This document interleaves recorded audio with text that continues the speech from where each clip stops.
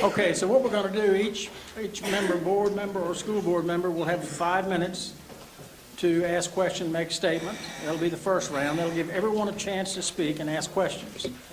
If the answer to the question is pretty simple or doesn't take 15 minutes to give, Chairman Healy said she will gladly, they will give the answer tonight. Otherwise, if it's needs a little research, they'll come back to us. So with that said, who wants to be the first Board of Supervisors member to go? And that wrapped up pretty quickly. Ms. Bomke. Thank you, Ms. Bomke. Sorry. Okay, I'll go first. I do have a couple of questions, but I do want to let everybody know that we just received our book 5 minutes ago, so it was up here when we arrived in this room. So we have not had a chance to digest this information, okay? But I have had some conversations with my school board counterpart, so I just want to confirm some things and then ask a few questions. So I understand that there are certain groups of people that you would like to address within your school board budget, employees. And I understand there's the administrative assistants where you would like to, that would cost like $500,000 to bring them up to the minimum? No, okay? To the 5%. Yeah, so the 500,000 is to try to get them, it's 1.2 million for all of the employees to get them to the minimum of the market for all those classifications that weren't done previously. So those are administrative assistants, administrators, bookkeepers, that whole set of, I think it's 103, 105 positions. Okay. So the 500,000 would be an initial start to, a phased approach to moving them to the minimum of the market. Now, the 5% would conceivably move them more towards the market as well. Okay, Okay. all right, so that's a phased approach starting it this year with about 103 positions. Correct. Thank you very much. Okay. Also, you all have a plan in your budget to increase substitute pay, autism paras, and autism teachers to try to bring them up and then give them an additional stipend for the work that they do to the tune of about $800,000, roughly. So the $800,000 that's in the budget is actually, in the past, we've gone over in our substitute lines. Correct. So that's actually not the full 800, but I'm going to say 90% of that roughly, and we can get an exact number, is actually to correct deficits that we've had in our substitute lines over the past several years. So it's offsetting some of the, we typically use salary laps and things like that to cover our substitute lines. Like if we have a long-term sub that has to fill for a teacher, the vacant teacher position will create vacancy savings, but we then need to take a long-term sub and place them in that classroom.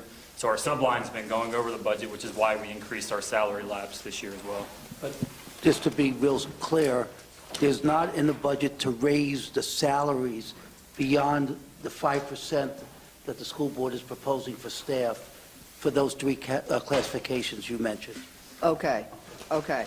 And you do have a salary lapse built into the budget? Okay.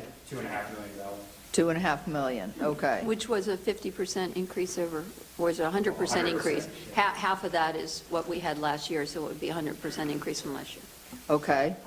I understand that the middle school principals, you're looking to move them from 10-month employees to 12-month employees, and that cost about $100,000. Right, so that's 7 of our 8 middle schools have a principal and 2 assistant principals. One is already 12-month, one is 10-month, and we moved that 10-month to a 12-month. Okay.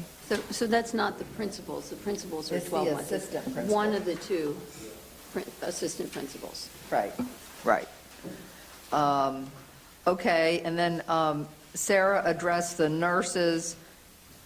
The nurses, to bring them up to the median of the market is $250,000, roughly?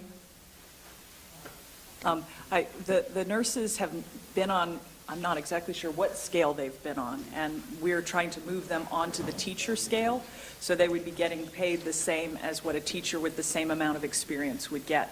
And this is because they're registered nurses. Correct, okay, and that isn't a phased-in, that would address that. Well, my understanding from Ms. Healy was that we started phasing this in many years ago, and it was supposed to be 3 phases. We did 2 of those phases, and then we stopped. And so what we're trying to do is finish that phased approach this year. Okay, great. And then you also have a tranche of about 700,000 for those teachers that are at the 13-year mark and greater. Okay? And is that 13 through all of our steps? It's 13, right, exactly, 13 and above. It's 13 and above, okay. And where would we be raising them to? So all staff, all teachers would get 5%. They would get 5% plus an additional 1%. Plus an additional 1%, okay. All right, thank you. Ms. Hill, you have someone from your board that wants to speak? Or- Any volunteers? Thank you, Ms. Young.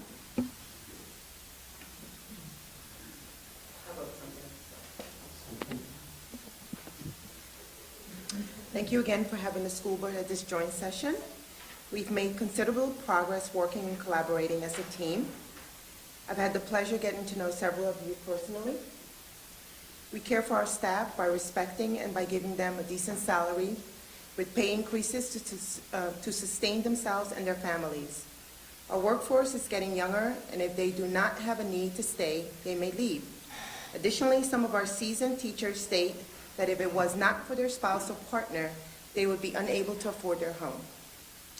We need to continuously attract, develop, and retain staff. That is why I advocate for 5% across the board for all staff, as well as an additional 1% pay increase for our teachers 13 years and above to bring them to market. So we can compete with our Prince William, Spotsylvania schools, who make no excuses when picking off our staff, not only our teachers and principals, but also administrators and our bus drivers. We cannot operate only with teachers. As we all know that it takes a village to raise a child, and this holds true for our school system. What a small price to pay for our precious resources. The county knows well about growth, and that we are now the 3rd fastest growing county, surpassing Prince William. This growth is welcomed, but we also need to ensure that we have enough room in our schools for incoming students, therefore enough teachers and staff. The students are becoming more and more diverse culturally as well as racially. Moving students from one part of the county to another does not solve the problem of diversity and infusion of culture. It is through the staff, especially teachers that spend the quality time teaching our children, need to begin to look like the students' population they serve, especially in Garrisonville. It is not by chance that Dr. Kisner was chosen to help with this change while moving the school system to nurture and care for our students so they can achieve excellence in education and to recruit, retain, and develop our staff and teachers. We need to continue to talk about security, task force, and school resource officers, but more importantly, we have an urgent need for counselors, social workers, and other support positions, not only to achieve compliance and to meet required staffing standards, but with an ever-increasing racially and culturally diverse population, we need the right resources. We need to educate the staff. We have to understand the sensitivities behind culture and diversity. In turn, I hope this will lead to a reduction in discipline disparities of students with disabilities of different culture or race, reduce the gap between the have and the have-nots, and eventually increase in equity and excellence in our education system for all students, not just for some. I yield the rest of my time. Thank you. Any board member? Jack? Thanks for the presentation, Dr. Chase. And I'm going to cut right to the chase right now, if I can use your name in vain. I'm on board with the SEA's position of the 5% increase for all. Now, I've noticed that your budget's both Dr. Kisner's budget and then the school board's approved budget vary a little bit deviated a little bit from that 5% for all. And I'm also advocating for a 5% parity pay raise for all county employees to go along with that. I'd like both sides of the street to get the same raises every year. So, having said that, Dr. Kisner's budget included, I think, just a 3% pay raise for some administrators. It also, then the school board's budget included the extra 1% for the teachers 13 and over. So, my question is this, because to get to the 5%, the numbers that I'm coming up with here would cost on the county side an additional $1.6 million, which is about a penny on the tax rate. Almost exactly, $1.6 million. For the schools, to get to 5% for all, not 3% for some, not 6% for some, but 5% across the board, would, I'm told, would cost about $4.4 million additional, above and beyond what your budgets have for your employees. Okay, so the two of those equal 4.4 and 1.6 is $6 million. I'm pretty sure my math's good on that, just even in my head. So to do that, we would be looking at, and if we cut nothing else out of your budget or our budget, then we'd be looking at approximately, what, a 3.5% increase in real estate taxes, and go to 102.5 or something like that, I think. Is it 2.5 or 3.5? 3.5. 3.5. Okay. So, here's my question. Are my numbers correct in terms of your side of the street? Let me ask it direct, okay, Dr. Kisner. How much of an increase in funding do we, the county, need to provide for all school employees to get that 5%, and not taking anything else out of the budget at this point, but knowing full well that some accommodations may have to be made depending on what we can arrive at. I would just, and if you can't get it right now, I understand, but that would be a really good number to have when we're setting the tax rate tonight. Okay, so if I understand the question correctly, a 5% for all staff, Across the board, across yes. the board No, for no, the school side, yes. would be $10,666,861. Okay, and what was the budgeted raise in that category? Well, that's what the school board Do adopted. do you mean the county No, administrators? the school board adopted the 5% for some and the 6% for No, some. So this- the additional 1% No. that they, so just for the 5%, it's the number I just stated, the Okay. additional 1% was around $797,000 above that. Okay. Now, so I think that still goes along with the calculations. In the additional money that we could provide to you would guarantee that. Is your priority going to be to make sure that that number gets taken care of first and not some other? Understand that, we maybe have to sacrifice positions or programs or buildings or something else, but I just need a warm fuzzy on, if we transfer X amount, we can get everybody a 5% raise. I would, my one caveat would just be the change in the SOQs for counselors. So we don't have the option of not providing those counselors. Does that make sense? So Yeah, I know you have to provide a certain number, but I Right. thought the original budgets were Right. Sure. over and above that. Sure. Okay. Yeah, but what I'm saying is that we'll get from the state 65% of the salaries for the SOQ counselors, and then we have to come up with the other 35%. So that's not a choice for us, so, Yeah, right. and really, that's Right. noise in the budget. I to tell you the would truth. hope so, but I just wanted to be upfront. Right, okay. And I'm looking at your reduction pages, but are there any reductions or eliminations of programs or were any considered that you have? Well, again,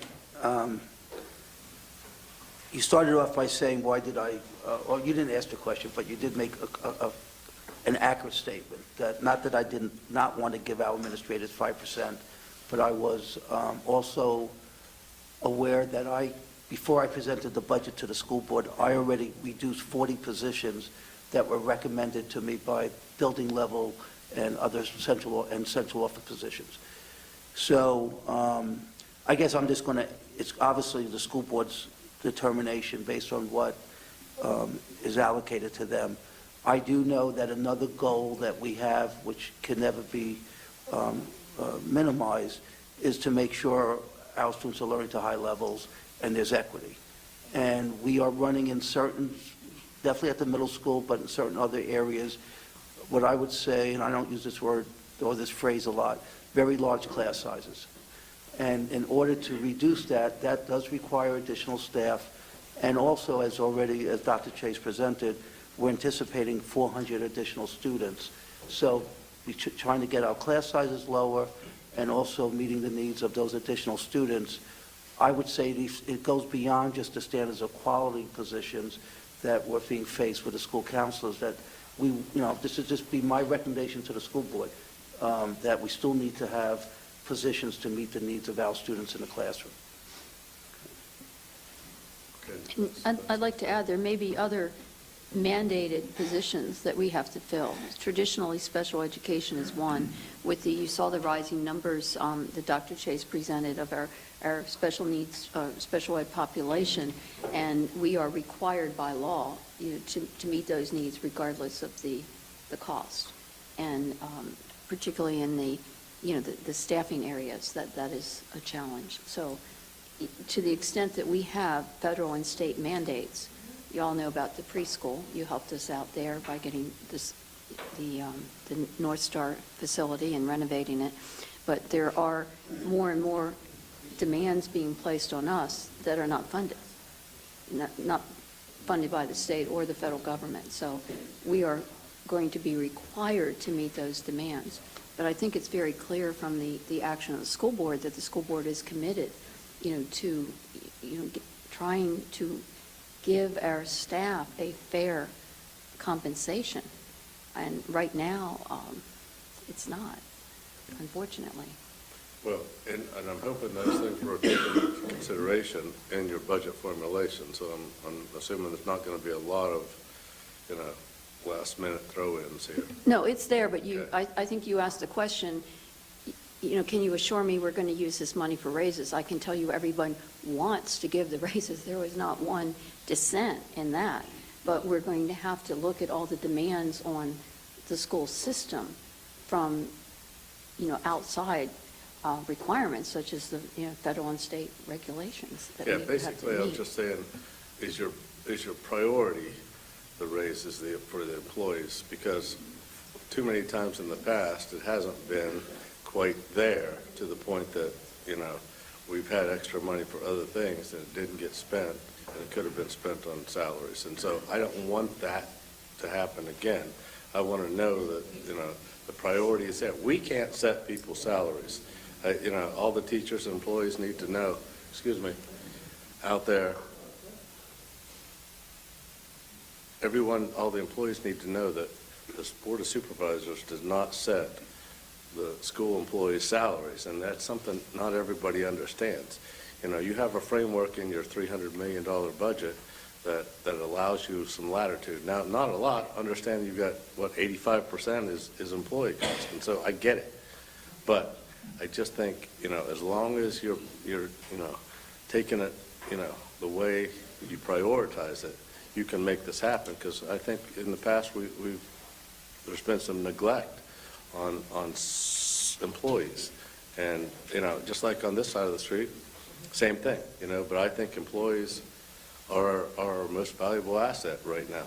I mean, you have a job to educate our children, and that's the most important thing. But the people who do that are also, very much a part of this equation.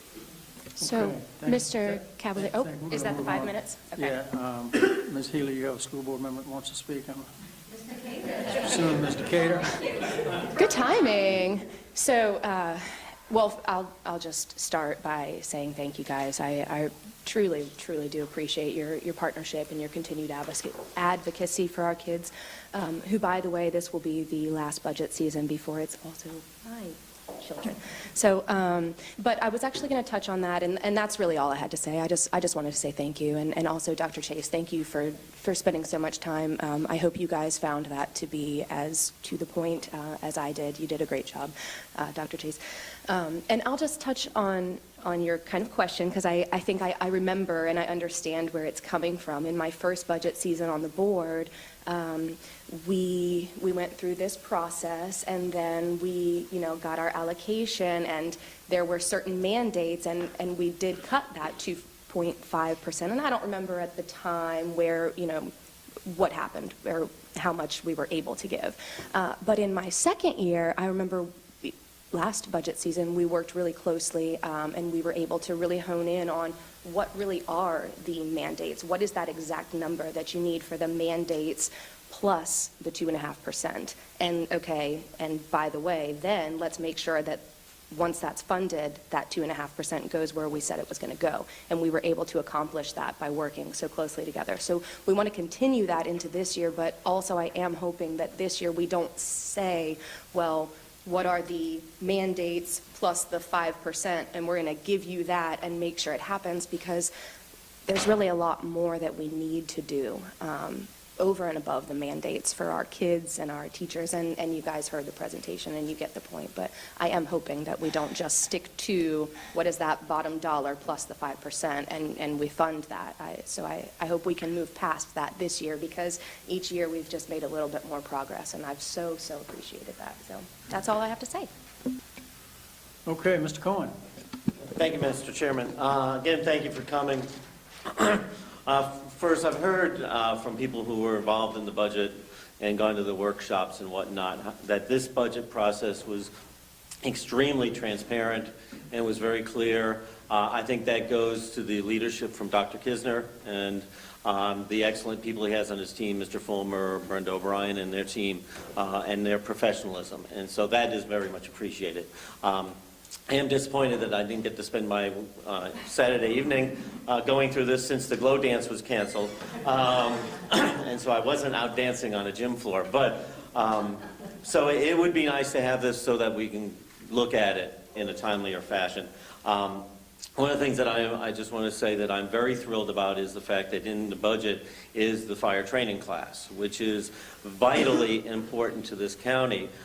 When I do ride-alongs and when I talk to our volunteers and our paid fire staff, they all comment that this program in the past was vital and necessary. So I hope that as this moves along, that your board has as much of a commitment to this program as we do, because this is career education and it helps with volunteers, and by having people who know the county, it helps us a great deal, and by having people who volunteer, that frees up money elsewhere that might be spent in an area that you might like.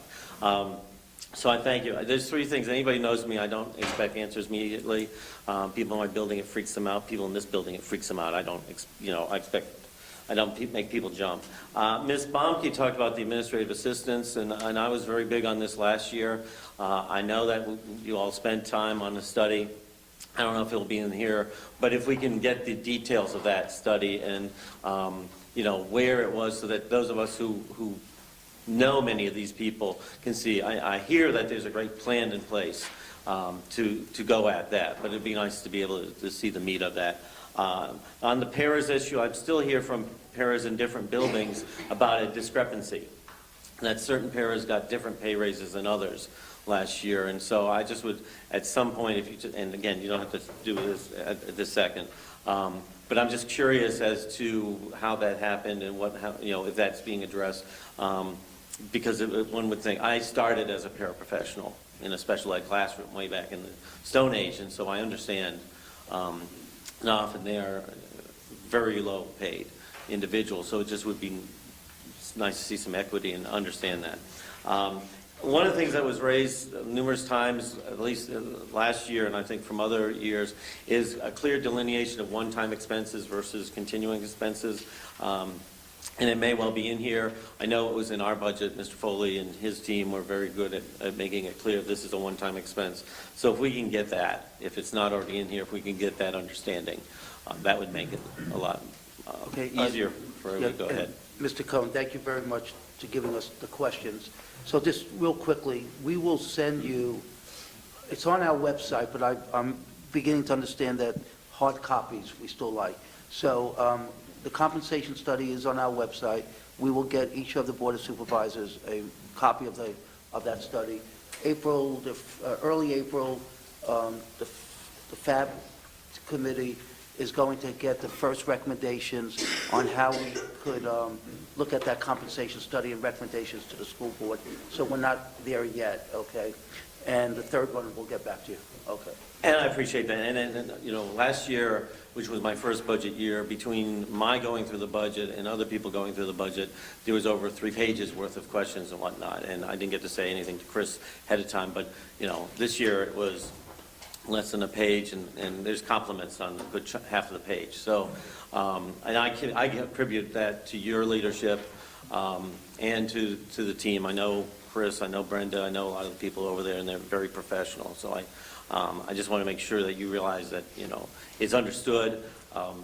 That is aspect, getting this early would have been nice too, but I understand how the process works. Thank you. That's it. I'm short today.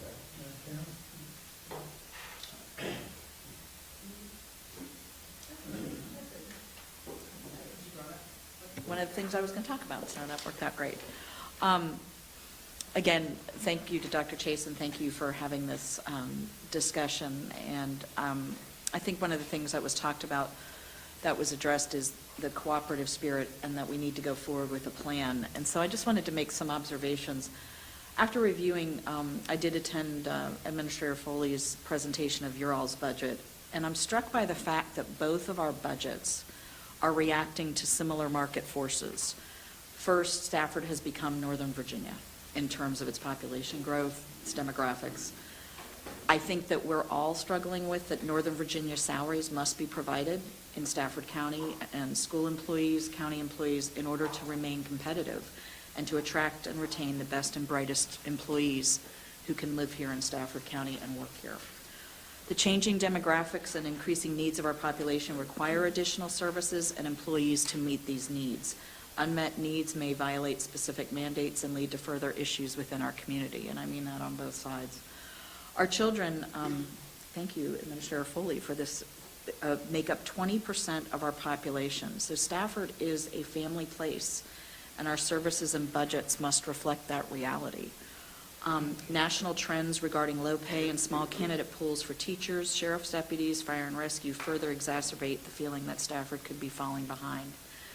As a school board member, of course, getting our teachers and all staff to national levels for salary is critical, especially as our population continues to increase. And I think the request of the school board is that for the 5% is a first step, but I don't believe it is the only step. I would be remiss, though, if I didn't state that the school budget can not only be salaries, going a little bit, I know, to the concerns that I hear, but needed new positions are going to be required to meet the needs of our staff. And again, one of the things many of you know, increasing class sizes so that every dollar can go to salaries is very difficult for me and will be unacceptable to me. I think we also have to, investment in new infrastructure is also critical. I think both boards need to work together to start the process of identifying the site for high school number 6 and to get rolling with this project. The school board set aside, I think it was $100,000 3 years ago to perform studies on seeking land for the high school. I think it's time for us to build on that investment. Investment in programs that Mr. Cohen and I must be thinking along the same lines that meet the needs of our students and our communities should be supported. I support the introduction of the firefighting class to be offered at our high schools. It's my understanding that over 50 students have expressed an interest. Chief Cardello has run a school program in his prior jurisdiction, and I would love to build on his expertise. This course wouldn't just benefit our students, it would benefit our community as we train them to fill these needed positions here and around the nation, but I would certainly hope they would stay here. I don't want to lose sight of school security officers and that discussion. I am very supportive of us looking in the mental health areas and stuff, but I do think as we move forward, we need to still not lose sight of some of those security mandates, and I believe we are having a security audit done, and I hope that's a dialogue we will have with with you all. Finally, I hope as elected officials, we can work together to address these challenges. We're not going to fix these issues overnight or in 1 or 2 budget sessions, and I think we have to be real, and I think we have to tell our constituencies that. I really would love us to do some kind of broad town hall meetings to talk to our population and tell them and say what the issues are. Most of you know I would love a county campaign to do a Buy Stafford so we can keep as many tax dollars here in Stafford. And I guess just the last point is the school budget is employee salary focused. I mean, I think that's what everybody talks about. But I would say that salaries is an investment in our children. We want the best employees to give their best efforts to the best resource we have, which is our kids. I would ask that we work together to provide adequate compensation and work life for all our employees here in Stafford so that our children have the benefit of the best teaching and school experience. But one thing I think both our budgets show, the investment is needed now. Our children and our citizens can't wait. Okay, on the board side, Mr. Dudenheffer, Ms. Maurer, raised your hand. Go for it. This is not going to be easy, but I just have a few questions. She's not contagious, by the way. I'm not contagious. I'm on antibiotics. I tested negative for the flu. So let me put that out there right now. A couple of things. The most important page in this budget for me is page number 25. That's the instruction page. Classroom instruction specifically.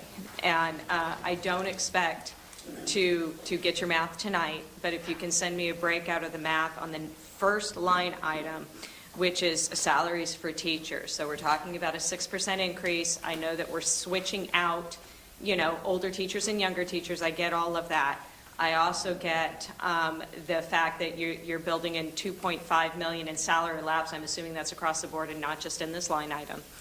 But it strikes me a little bit that we're looking at a at some point 6% increase plus 35 additional positions, and I only see a 3.9% increase to the tune of $3.9 million. So if you can kind of give me a breakdown, not tonight, of the additions and subtractions on that, because in your entire budget, this is the number one most important line item for me to see. Secondly, I see a 60% increase in instructional supplies, and that's to the tune of almost $1 million. It's $800,000 also in this classroom instruction, so I'd like to get a little bit more on that. The other number that struck out at me was the $1.8 million increase in the retirement for VRS. And so that's a 10% increase, and maybe I missed it in here that there was some sort of increase that had a budget hit, but a 10% increase it kind of strikes me, and I didn't go through every other page. Again, most important page in the budget. Last thing I want to ask about is, and you might know this off the top of your head, how many kids were estimated for the ADM last year, and how many did we get? Do you know that one off the top of your head? What was the delta, actually? More or less? Yeah, if you give me a minute. So we had 28,934 is budgeted for FY19, so Yeah. the year that we're currently in. 28,944. 44. Okay, Yeah. thank you. So that number obviously fluctuates. So we don't have a true ADM number Right. yet, and the state is based on ADM. We used the state's ADM number last year. So so the state has not given your final funding for the ADM for No, we have to, 19? we have to wait until our March 31st submission. Okay. And then they calculate it, and then we get our final funding for FY19. But I can give you a couple numbers for what our student enrollment was, which is different from ADM, because it can Right. change on a daily basis. So our September 30th enrollment was 28,905. Okay.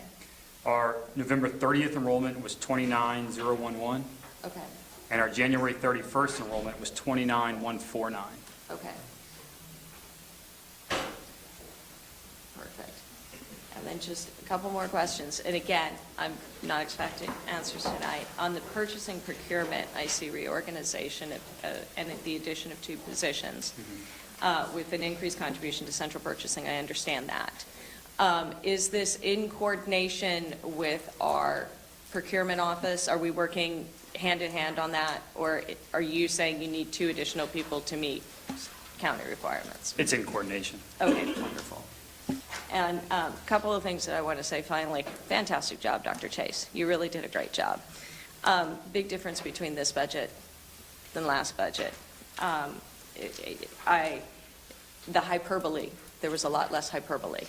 And I greatly appreciate that because it makes it a lot easier to have a more open and honest conversation than when I get told there's, 50 mandated positions and it's a little bit hyperbole on that from last year. So I want to thank you for that because it makes it a lot easier for me to have an open and honest dialogue and not get kind of spun up on semantics. So I don't think that's all I've got because if I speak anymore, I'm going to go into a coughing fit and nobody wants that. Thank you. Okay. All right. Volunteers? I did plenty of talking already, so I'm yielding my time to others. Mr. McOsker? Make sure this is on here. Well, thank you. It's like I'm not the only one coughing tonight, but I'm not sick. But so first of all, thank you so much, Chairman Snellings, and your team for putting this together and actually, putting some thought behind how this process will go. I think this is probably one of the best processes, joint process that I've seen in my 7 years here. So thank you. Also, Dr. Chase, thank you so much for that great brief, right to the point, facts only, as Ms. Maurer said, and I agree with Ms. Maurer 100%. And that also extends to the team, to the finance team for giving you the data to support that with Dr. Kisner, and I really appreciate it. And thank you, Dr. Kisner and Mr. Foley for getting the team together. So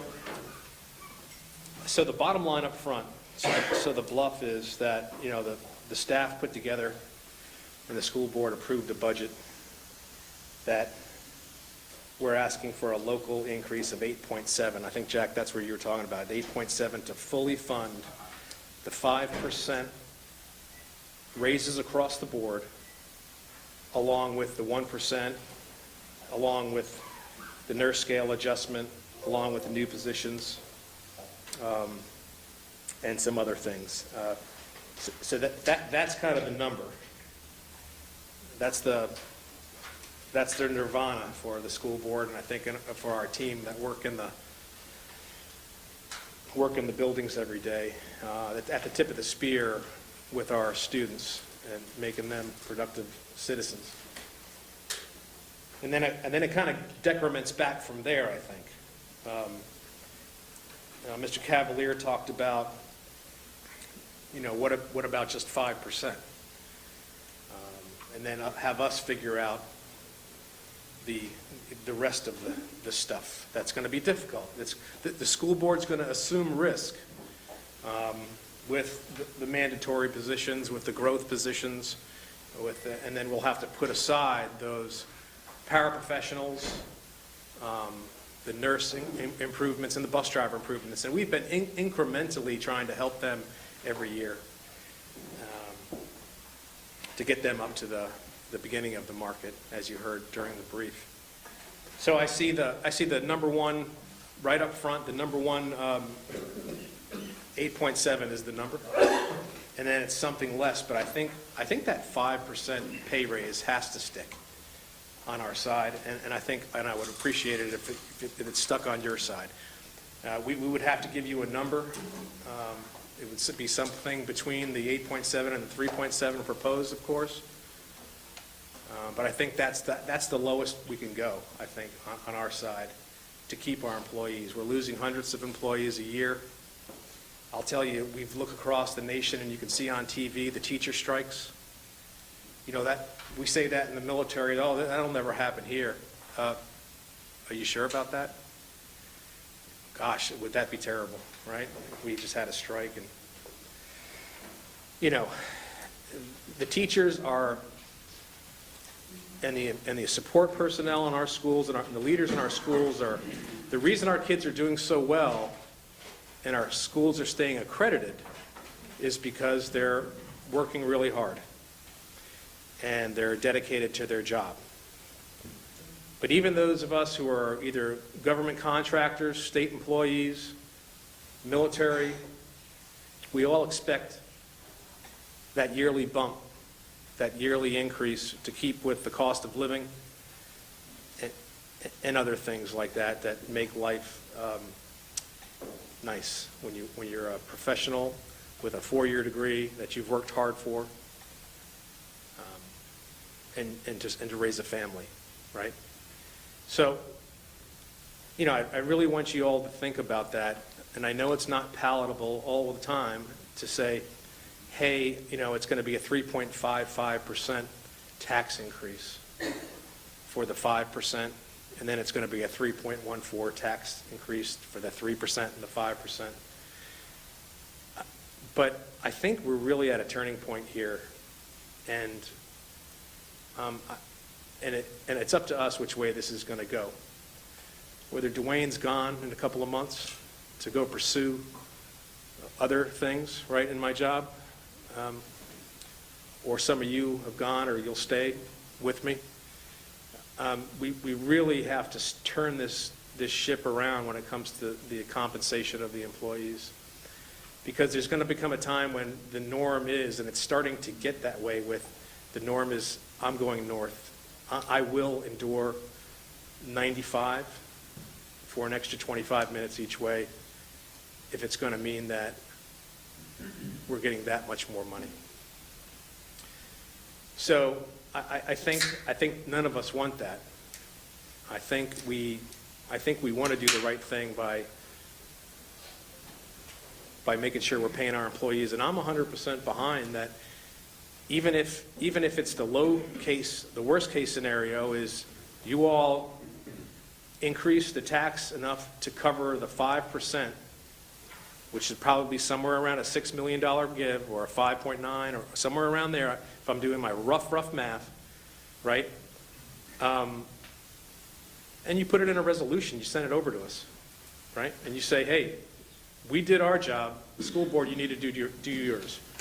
And I understand Mrs. Healy's been around forever, and she's an expert, right? Right? I'm not trying to be mean about that. You're commenting on my age, Mr. McCosker. No, I did not. Did I say anything with the A word? I did not say the A word. Well, they asked me, how can you be 50? How can you be 55 with no wrinkles? Fat.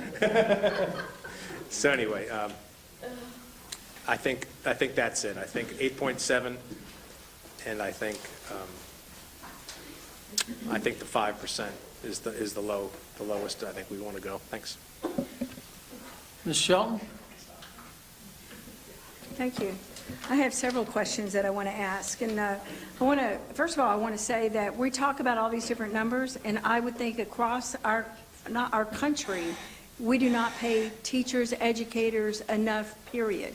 So we could slice and dice the numbers and try to figure out what that's going to be and what it's going to look like, but the bottom line is we absolutely do not.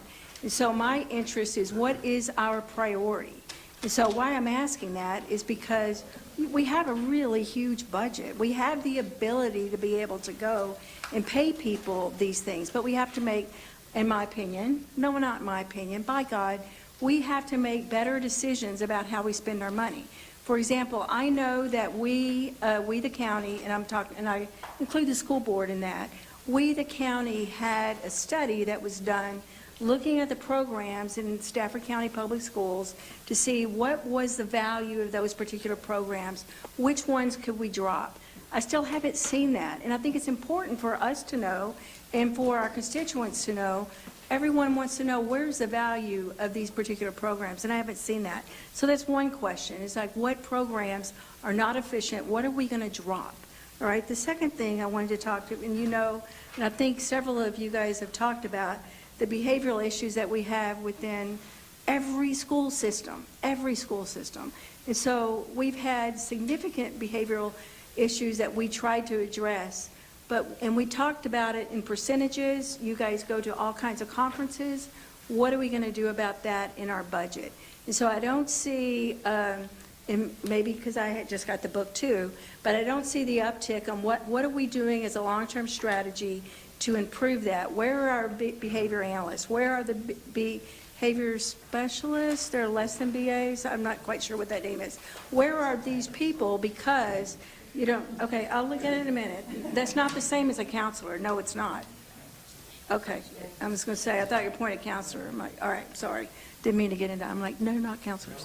Anyway, so back to, that is a really significant issue. So let's just go back and talk to it. You educators know this. If we don't get in front of these problems when these children are in kindergarten going forward, they become a society problem. So by us spending the money and doing things up front, we're going to get that. So my question to you guys is, where in the budget are we looking at it not just as an offset, but as a strategy to be able to improve the quality of life, not just for the students in the room, but all the students that have the problem, but how that impacts negatively the other students and the amount of time that a teacher has to do taking away from that to deal with those particular problems. So that's the second question. The third question, well, actually that kind of ties into it, but when you talked about the teacher retention, the governor had a teacher retention summit, and he did that because that's across the Commonwealth. So I appreciate the concern and looking at it, what it is for Stafford County, but that's across all counties. Everywhere has that problem. Everywhere has the problem of losing the one-year student or the teachers, and up to 4 years. I think it's like 50% of the teachers from this study, 50% of the teachers from this particular study, which I can share with you, left in 4 years. Now that's a big deal, and that has an impact on you, and I feel sorry for you guys because you have to resolve it.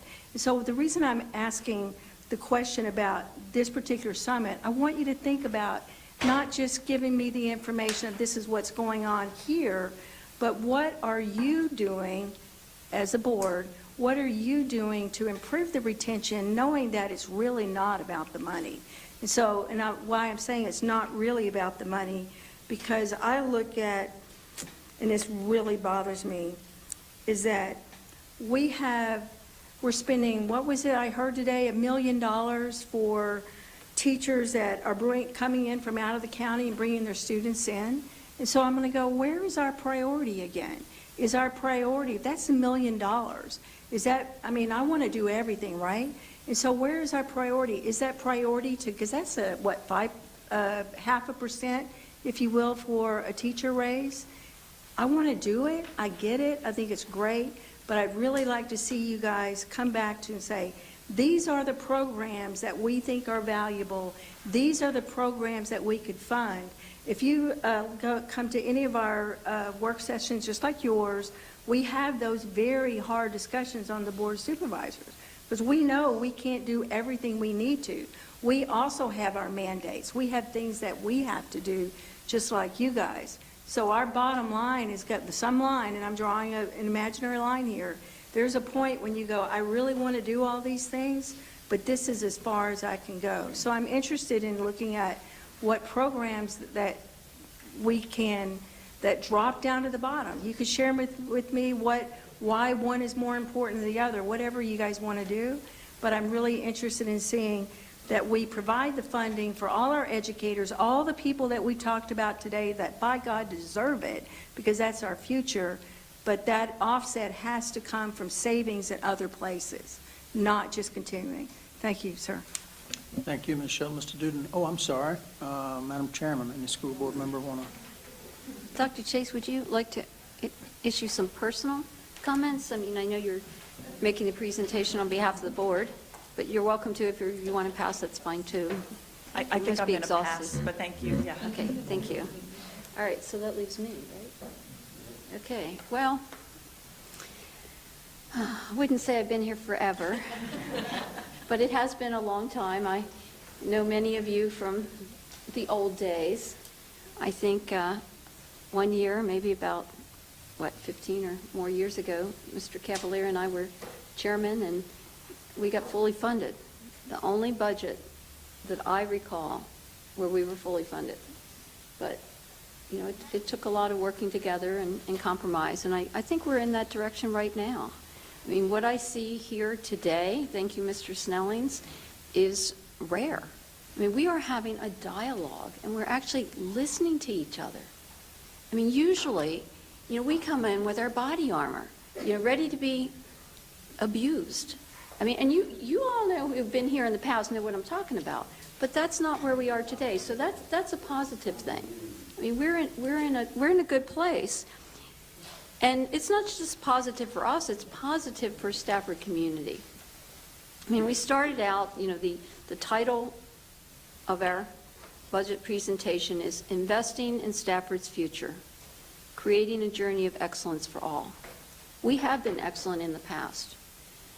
We're not at that level of excellence right now. And as you see, there's been a lot of changes for us and a lot more challenges for us. Not just in the populations, but in the requirements and the mandates and everything that's going on. But bottom line is when we invest in our schools, we are investing in our community. Because we all know people come to Stafford because of the schools, or at least that was what they've said in the past. We want that to continue, and we can't do it without funding. We recognize, and I think, we've all said, we recognize your responsibilities and the choices you have to make. But I think you also recognize ours, that we are the advocates for the school system. We are the advocates for those 20,000 students, children in this community. We're the advocates for their parents. I think you all may have heard that we're having a redistricting. The important thing about that, though, is I haven't had one person come and say, please move me out of my school. I want to move. The parents are coming to us and saying, I love my school. I don't want to move. We love our teachers. We love the community there. So that is a tribute to our staff, to our teachers, our administrators, the whole school. But we do have a challenge, and the challenge is going to be to retain the staff we have and to continue to attract staff in the future. And Ms. Shelton mentioned the 50% leaving in 4 years. That's nationwide. That's not just here. But if somebody leaves us, they're going to go somewhere they can make more. They're not going to leave somewhere they're making a lot more money to come here, unless perhaps a spouse got a job close by or there was a reason to move to Stafford. So we need to invest in our staff, and I think the 5% across the board is something that we're all, committed to. However, as has been mentioned, we're going to have to make other commitments as well. I mean, we can't avoid the mandates. We can't, in good conscience, have huge classes. That's not going to help anybody. That's not going to help a teacher to give them a 5% raise and say, oh, by the way, you're going to have a lot more students there, because that's just going to put more stress on them. So we're going to, we have to balance.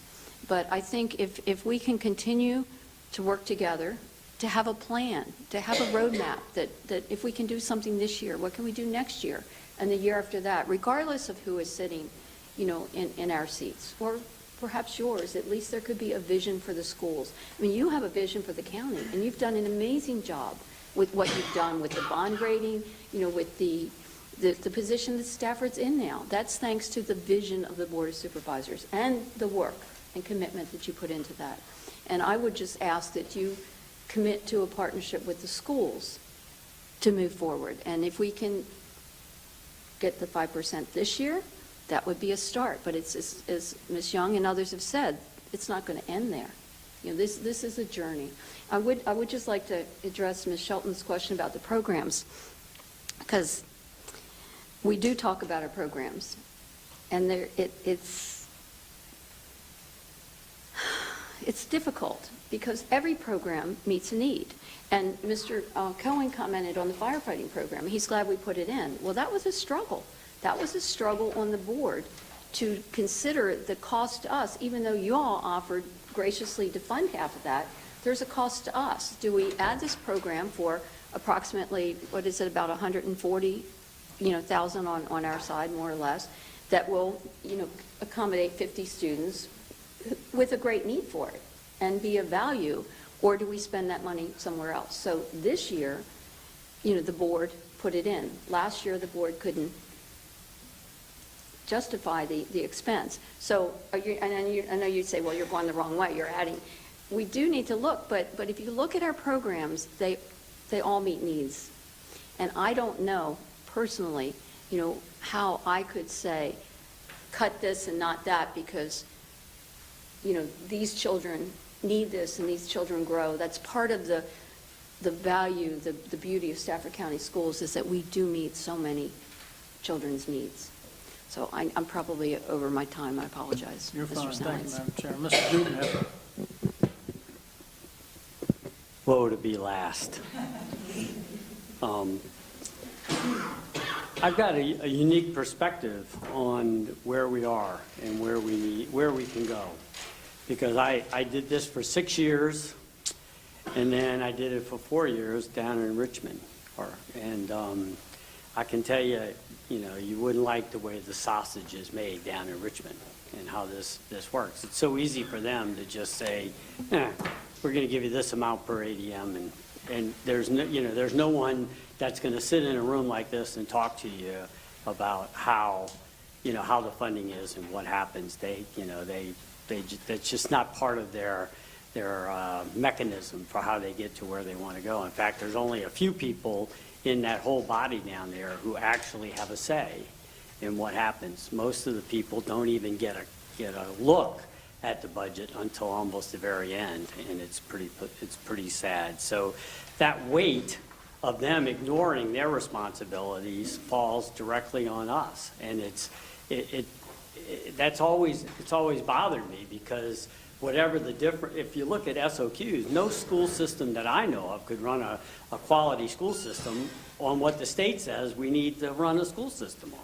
And we would be woefully understaffed, we would be woefully underprogrammed, everything would be in a problem. So there isn't a person at this table who I don't respect and have had working relationships. If I drank, I could say we could go have a beer together. I'd feel very comfortable doing that, although I don't. So, but whatever, we'll go have a Coke.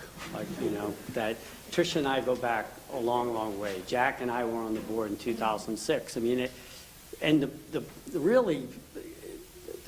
congeniality is better, but the process and everything we're dealing with is almost the same as it was in 2006 when I first got here. And I appreciate the congeniality, but the difference is you guys have a single focus, and we have a broad base of a focus, and it becomes very difficult. We raised taxes 3 cents last year to fund a pay raise for the teachers. That was pretty much unprecedented. I made the case for the 3% pay raise, and the money didn't get allocated the way that I had desired that it get allocated. And now we're talking about another tax increase in order to afford this. I mean, there's only 2 ways to get there, is to raise taxes or cut. And Ms. Shelton, I think, did a great job of talking about the cutting side. But the raising taxes side is something we can't ignore, the complexity that is associated with that. I mean, it's not as easy as, well, we want to have the best schools, so let's raise taxes. We have people on fixed incomes. I'm on a fixed income. I get rich off of this job, but other than that, I'm in good shape. So we raised taxes 3 cents last year. In order to meet what we're trying to do, we're talking about a 4-cent tax increase this time. And nowhere has anyone said, what's next year? And what's the year after that? We're trying to do a 5-year budget. That's something Tom Foley brought with him. It's an outstanding concept, because we know, okay, if I do this year, it affects what we do next year. nothing here tells me what happens.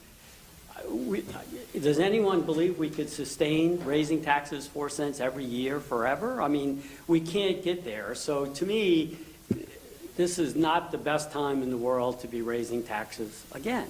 And I won't be able to support that going forward. Next year, we do reassessments. I mean, so the county's growing, the prices of houses are increasing dramatically, and, we can, personally, we can see where that takes us. But at this point, I don't see, we have responsibilities.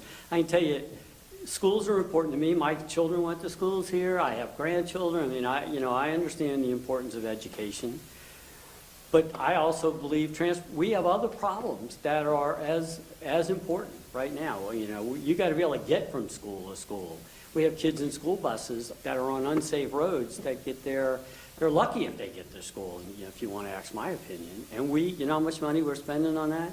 Virtually nothing. We are totally ignoring one problem and are addressing only one problem. So I think it's our responsibility we have to get above the single focus and look at this umbrella that is Stafford County. We have to look at sheriff's deputies. Almost everything we're saying today about school teachers also applies to our sheriff's deputies. We're losing them. They're going up north. They're going to work for the federal government. And they make more if they're in the little police departments up there that run the mall. I mean, just the various things like that.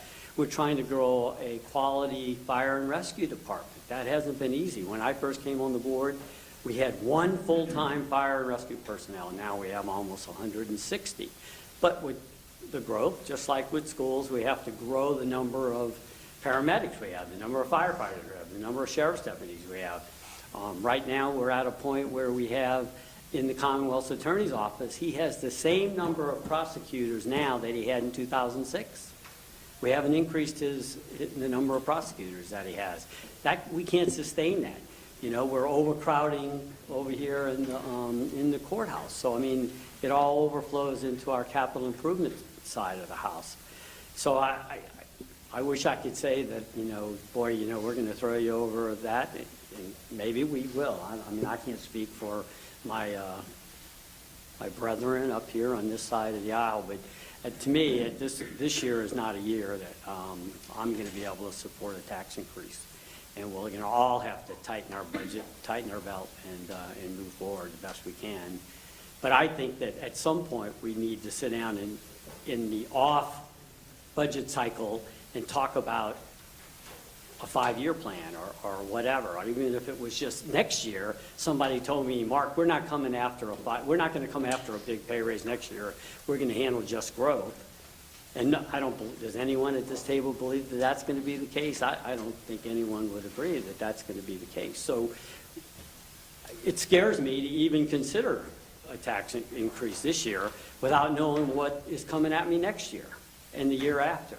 So we have to have a plan. I think we ought to have some discussions, just like we're having now, to talk about how we concurrently have a plan moving forward, not just a single year. This doesn't help us to just do this year. It gets us to May, and then we start all over again. We still have all the same problems. We're not solving our long-term problems. So I get told that I hate kids. I mean, I've been called every name and thing in the book. I don't like children. I must beat my grandchildren. I don't know, but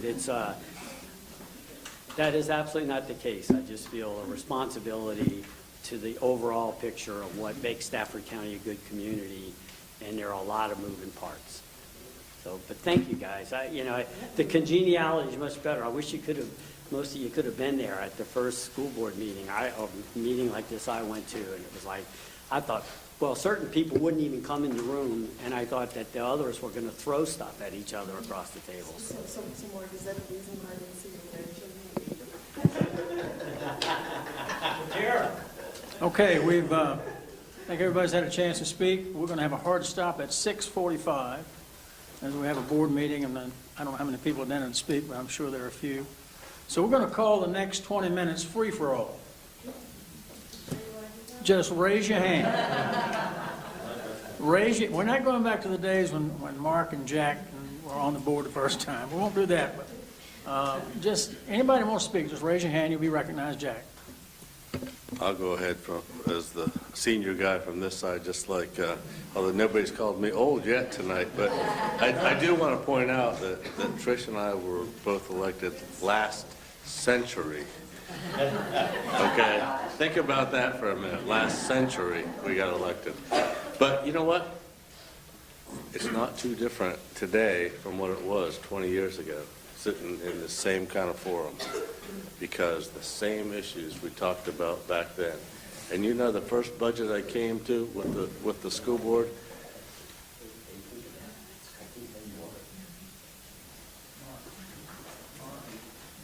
can I have a minute, please?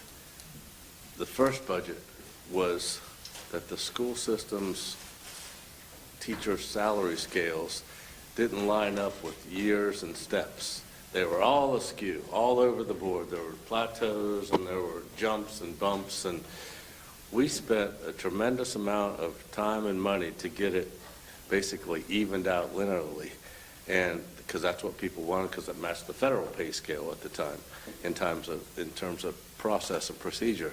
And so some people ended up getting a raise of over 20% that year, and it was significant, and it did cost us a lot of money to do that, but it solved a lot of the problems, and basically, you know, things were very good for a while after that. And then all of a sudden things change, and you know, the more things change, the more they stay the same, because we're faced with the same issues again. But I really believe that now is the right time to look at the salaries again. Because if you look around what's happening across the nation, you know, 5% isn't a lot in some jurisdictions now. These teachers going on strike, and I agree with Dwayne, we don't want that to happen here. I mean, that, you know, and there's really no unions in Virginia, they say, but there's groups that act like them. And, you know, I was a member of the United Mine Workers Union, and they go on strike, and, you know, the family suffered for that because of that. And it wasn't good for anybody. And so I don't think that's a good thing to do. But I think having this kind of process and this open dialogue, and everybody has been very civil tonight about this, and that's good, because we're not blaming, you know, each other for this problem. We're all in this together, but we can solve it. And it's just a matter of what our priorities are, and that's the most important thing right now. So keep that in mind, and, you know, I think we can get over the hump here. Thank you. Any school board members? Oh, go ahead, Mr. Hazard, thank you. So I'll go kind of in a different direction. I think, as I said in my remarks, we both are dealing with growth. That's something we, as a community, are going to have to be dealing with. And I just wanted to throw out the idea that our CIP advisory committee has been talking about land banking or some kind of planning for future needs that we are going to have in this county. We know we're going to need them, and we need to know where we need them. I don't want to get into all the proffer stuff. I know that there's changes. But I do believe that a dialogue between our boards of what land do we have, is this land that we can use, and land banking to start thinking for the future. Because going through the redistricting process, I've really learned a lot about where we may have holes and different things. And I know you all have needs too for other places. And I just think maybe that beginning process, we keep talking about 5-year plans and stuff, but we need to be planning not just for the growth of the people coming, but where are we going to be putting those facilities? Obviously, sitting on a school board, I have much interest in the schools, but I also have them for, do we need additional places for, you know, our sheriffs, maybe in the South, you know, just different things. And I just would love to see if, I'm not saying land bank is the way to do it, but I'm just wondering if we may need to be discussing that as boards, because we don't want to, we always have to, we seem to always have to take the land that we are given, which many times it may or may not be in the right place. And so it's just something for us to think. I'm just throwing that out. I think our CIP advisory committee is going to be bringing something, at least talking about that. But I do think us as at least the current elected officials, we need to start thinking in that way. So I'm just throwing that out as an idea. Anyone else from the board like to speak? Comment, question? Ms. Bonke? So it's been interesting listening to everybody and all the comments that everybody has. It's always very useful information, and I think that we do have a very good dialogue with the school board and our individual meeting members. I mean, Sarah and I talk all the time about different things. But so since we just got this presentation, I do have a few questions. So just for example, we just had a presentation, our first work session on our budget, and we looked at the social services workload of our own budget because we made increases there last year based on workloads and how we compare to our comparative localities. So while I appreciate this particular slide, it tells me a story for Stafford County, but it doesn't tell me what's happening in your comparative counties. So, you know, you can tell any kind of a story you want with numbers, but for me to make an educated decision, I would have a hard time telling my constituents. They would say, well, I remember Ty Shiver would say, well, what's the so what factor? So how does this compare to other localities? I talked to some of my colleagues on the Prince William Board of Supervisors, and they say, well, we lose all of our teachers to Loudoun and Fairfax, you know, because of the cost to compete. So for me personally, I would love to have some more information on that slide and also on the licensed staff resignations. So this was what Stafford County looks like, but how do we compare to Spotsylvania and Prince William? You know, I hear stories that some go to Prince William to get the last 3 years of their before retirement. And then I also hear that some teachers go there and then they come back. The grass isn't always greener. So what do our resignations look like to your comparative counties that we use? And your counties might be different than the counties that we use. And what was the other one? So any kind of statistical things that you give us, the data doesn't mean a lot to me unless I can look at what's happening in your comparative counties. Then I feel it has weight, and I can go to my constituents and say, well, look where we stand, because that's how we made our decision on social services. We didn't know we were so far behind. We were grossly underfunding our departments and that department and the caseload workers. The caseload that the workers had was unbelievable. And we were losing people. And we are still going to continue to lose people because that is a difficult department. But how do we compare to our locality? So I would like additional information there. But I do appreciate your presentation. It's very good, Sarah.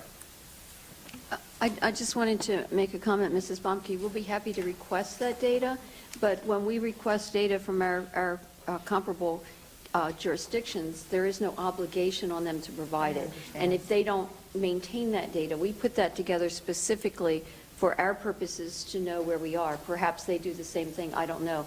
But we'd be happy to, to request that data and share it if it's available. We might find that that data is in their presentation. Yeah, that's true.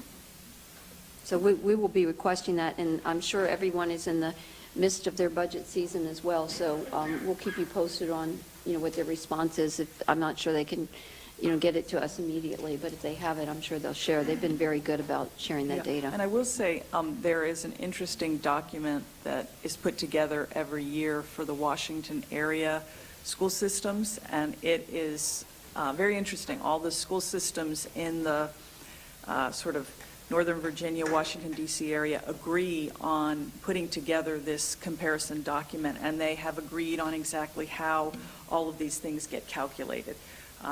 And I know Ms. Young and I, when we learned about this, we thought it might be very interesting for the Fredericksburg area to have something like that. But I don't know, it would require all of these jurisdictions to sort of agree. And you do find there's a little bit of territorialness, like we don't want to tell, like somebody doesn't want to tell somebody else exactly what's going on because we don't want you to get the edge on us or something like that. But it might be very interesting to pursue trying to put something together like that. And that doesn't necessarily mean the Fredericksburg area is the market that we set in 2015, but it may be more meaningful in terms of where do employees go. Right, right, and that would be helpful. And, I mean, also, Sarah and I had a conversation the other day, because I just said, hey, refresh my memory on some of the programs, that you guys had a program study that was done. Have you taken any action there? What are you thinking? Has there been any progress? And that was on the IB program, the Commonwealth Governor School program, and the, not VAS, APPX program, which I still don't understand. But, and you might want to just share, in your words, what you shared with me. So we did receive, there were 3 reports done by our, I'm trying to remember the name of the subgroup, accountability and curriculum. Is that good enough? Okay. And they did 3 very comprehensive reports, and then we were given a presentation this past winter on that. And it was really interesting for me because I had sort of thought of IB and CGS and APPX as all being sort of serving the same purpose. And what came out in that report or in that presentation was really they are all about trying to provide our students with opportunities to get an excellent education, but they aren't necessarily all targeting the same group of students.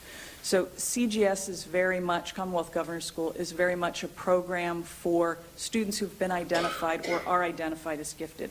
And that's defined, perhaps not in the way that many of us would like to see it defined, but it's defined as, you know, these students are testing in the top 5% or something along that line. But we have a lot of students who are interested in being academically challenged, and they can't get into the CGS program because they don't test in the top 5%. And so the IB program provides that opportunity for many students. You don't have to be in the top 5% to get into that program and have the opportunity to receive some kind of challenge. But in that presentation, what became apparent to us is that perhaps the IB program is not really accessible to all our students. So for example, if I want to be in the IB program, I have to go to Mountain View or I have to go to Brook Point. And if I don't have a way to get there, if my parents don't stay home or if my parents don't work locally, then somebody has to provide transportation.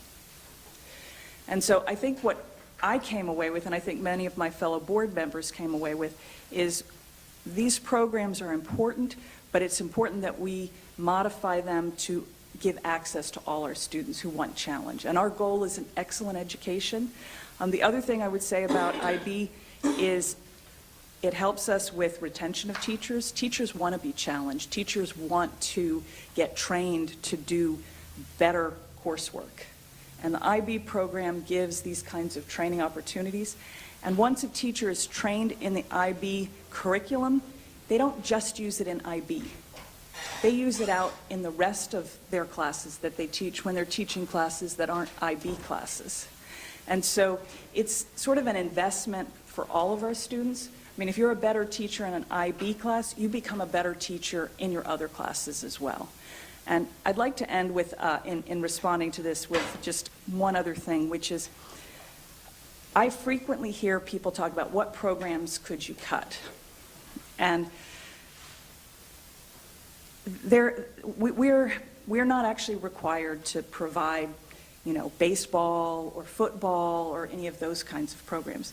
And whenever anybody talks about cutting those programs, what I always hear from people is, well, but that's why they go to school. If you don't have those programs, these students don't want to go to school. Well, that means we're failing, okay? Our students should want to go to school because the education is wonderful. And IB, that program, as well as Commonwealth Governor School and APPX, those are challenging our students. Those are providing the reason that our students should go to school. So that's kind of what I got out of those 3 reports and those presentations. I hope I answered your question. I think we're just about at the end. I want to thank everybody for being here this evening. I would ask that you police around your area. The only one question I have, and I haven't gone through this, obviously, page 10, line 2. Is that an error? No, it's not. It's worth everything. Is that an error, or is that correct? I was trying to be discreet about it, Doctor. Please note that they put everything in my salary that needs to be broken out, like health insurance. So everything is in there? Okay. I'm sorry? Yeah, we've got to buck out in 4 minutes. You got 4 minutes. We got one more question, ladies and gentlemen. One more question. Ms. Young. In the spirit of communication and collaboration, I just wanted to ask a question about community engagement. Is there an opportunity for shared services there? Well, I saw it in your presentation. It said the community engagement, and so I was wondering if there is an opportunity for us to be doing something. Okay. I think there are a lot of opportunities. Yeah, a lot of opportunities. Okay, so maybe We do far better when we work together, and we also are on similar messages. Yeah. And, you know, quite frankly, Cherie is fantastic, and we've just kind of got caught up to where you guys have been for quite some time, and absolutely. Yeah, so we could have the same message. Okay, thank you.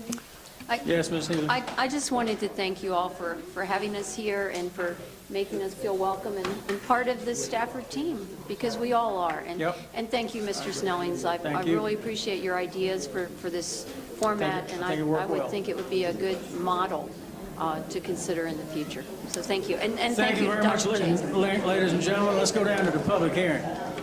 Oh, God.